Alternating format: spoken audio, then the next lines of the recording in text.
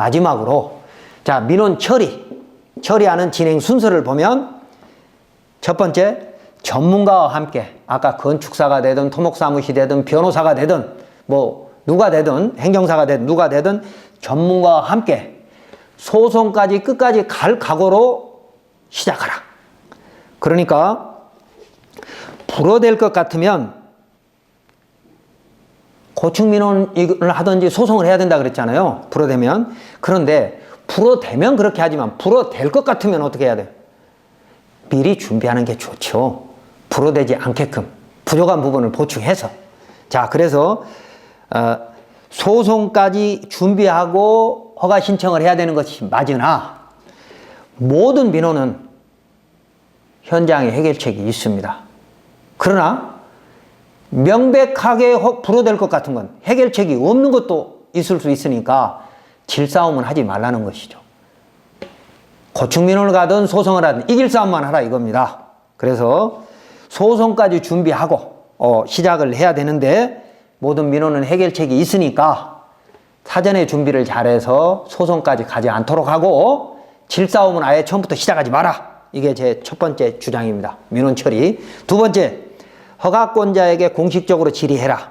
이 말은 앞에서도 얘기했지만 앞에서 허가권자한테 상담하고 뭐 질의서 보내고 하는 것을 기초로 해서 이 허가에 이제 도면까지 다 그려가지고 뭐 이렇게 해서 할 때는 건축사나 토목사무실 용역업체를 선정을 했다면 그때는 이미 허가권자한테 공식적으로 질의를 해야 됩니다.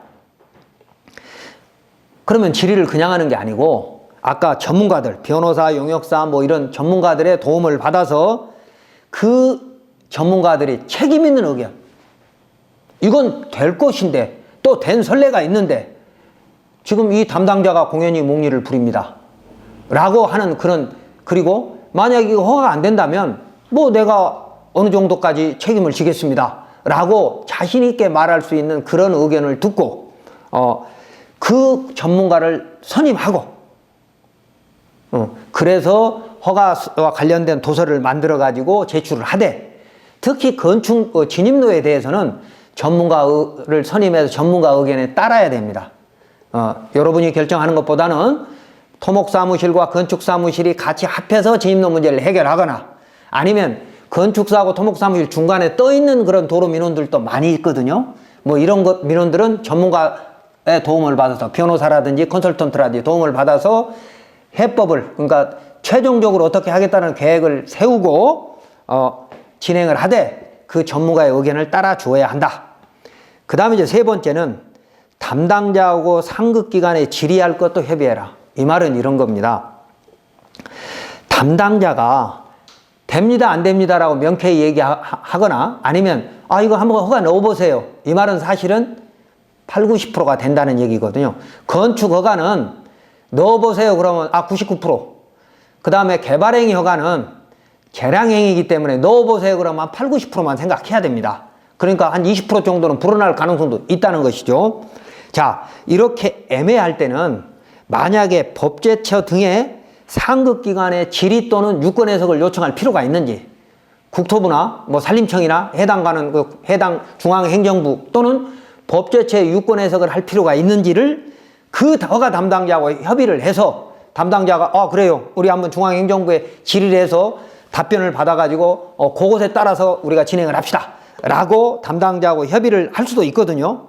왜냐하면 담당자도 예를 들어서 건축 담당자는 건축 분야밖에 모릅니다. 나머지는 그냥 업무를 많이 했기 때문에 피상적으로 알 뿐이지 정확하게 모를 수 있거든요. 건축허가 하는 사람은 개발행위가 정확히 모를 수 있어요. 건축허가 하는 사람이 산지 전용 정확히 모를 수 있습니다. 물론 산지 전용 부서에 오래 있다가 건축가로 왔다면 뭐 두 가지를 다 알겠지만 그런 경우는 없거든요. 산림직은 뭐 산림직이고 건축직은 건축직이기 때문에 건축 업무와 산림 업무를 100% 다 알고 있는 공무원은 극히 없습니다. 왜? 건축직은 건축직 업무하는데도 시간이 늘 모자라거든요. 그렇기 때문에 본인의 업무는 최고 전문가일지 모르지만 건축직이 개발행위나 또 산지 전용 부분을 정확히 안다라고 생각하시면 안 됩니다. 그래서 그분이 특히 건축허가를 집어넣었을 때는 건축허가 공무원이 면책될 수 있는 길을 여러분이 찾아준다라고 생각을 하고 민원을 진행해야 된다는 겁니다. 그 다음에 이제 네 번째, 국민을 위한 서비스 법률을 이용하라 이렇게 돼 있는데, 이 말은 이겁니다. 국민을 위한 서비스 법률이 잘 만들어졌어요. 예를 들면 이겁니다.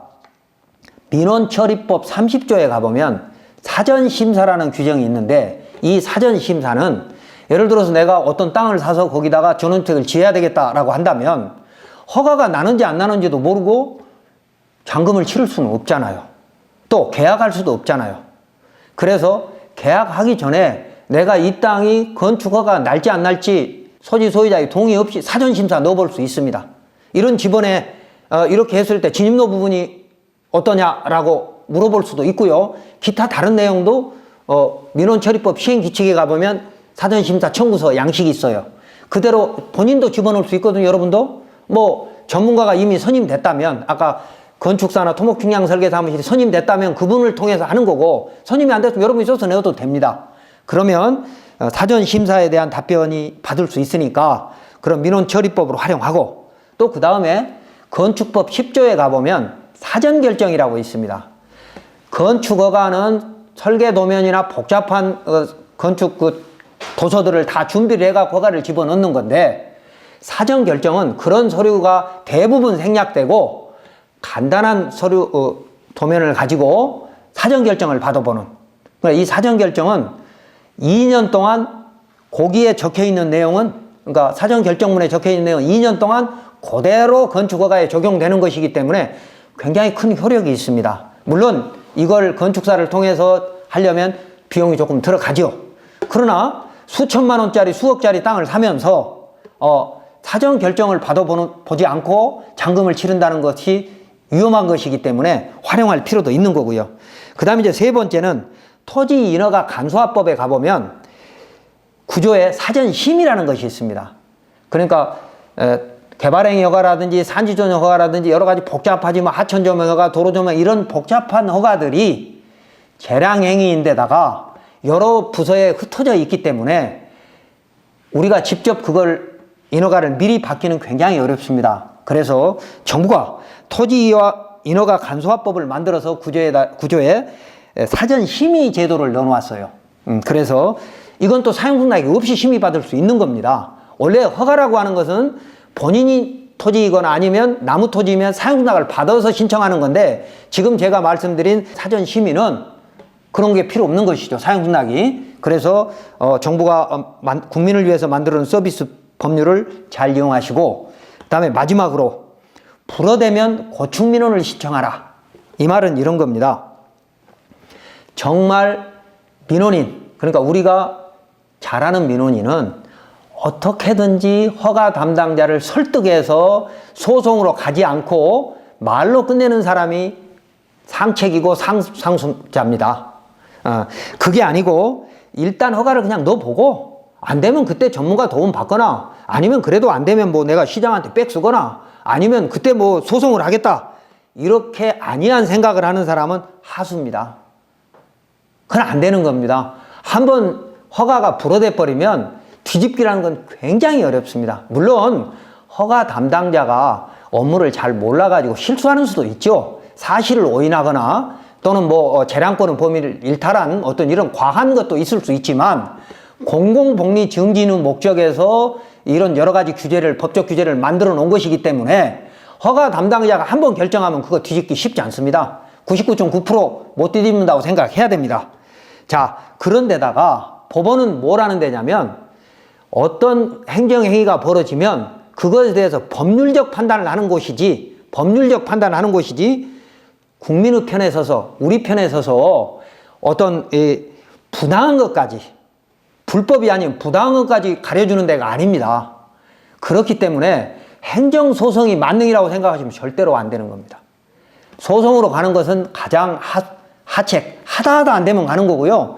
그 이전에 고충민원을 신청을 해서 뭐 국민 고충 처리라든지 뭐 여러 가지 방법들이 있으니까 그런 것들을 활용해서 해결을 해야 되고, 그 이전에 담당자를 설득할 수 있는 전문적인 법률적 근거, 업무 지침서가 되든 유권 해석서가 되든 뭐 법제처나 법원의 어떤 판례, 이 판례도 유권 해석서잖아요. 이제 그런 것들을 가지고 담당자가 편하게, 상대방이, 그러니까 사용 승낙 없이 허가를 해줬는데 그 토지 소유자가 덤볐을 때, 허가 담당자한테 덤볐을 때, 이런 법적 근거 때문에 또는 이런 공익적 목적 때문에 허가를 해줬다라고 당당하게 얘기할 수 있는 그런 문서들을 찾아서 어떻게든 공무원을 설득해서 허가를 받아야 된다라고 하는 것이 이제 여러분이 민원 처리하는 진행 순서입니다. 그래서 처리하는 순서 5가지 보면 전문가와 함께 소송까지 각오하고 시작하라. 그 다음에 허가권자에게 공식적으로 질의하라. 담당자와 상급기관에 질의할 것도 협의하라. 국민을 위한 서비스 법률을 이용하라. 불허되면 고충 민원을 신청하라. 이게 이제 민원 처리 진행 순서고요. 자, 마지막 정리하면 인허가를 스스로 해결하기 위해서 이렇게 크게 4가지 단계로 민원인은 어떤 자세를 갖고 민원에 임해야 될 것인가, 그리고 어떤 것을 확인해야 될 것인가, 그리고 공무원을 만났을 때는 어떤 자세로 임해야 될 것인가, 그리고 이걸 처리할 때 마무리는 어떻게 해야 될 것인가, 이런 20가지로 나누어서 인허가 민원을 우리가 스스로 해결하는 방법 설명했습니다. 궁금한 내용이 있으시면 우리 DDR 카페 질문해 주시면 제가 성의껏 답변하도록 하겠습니다.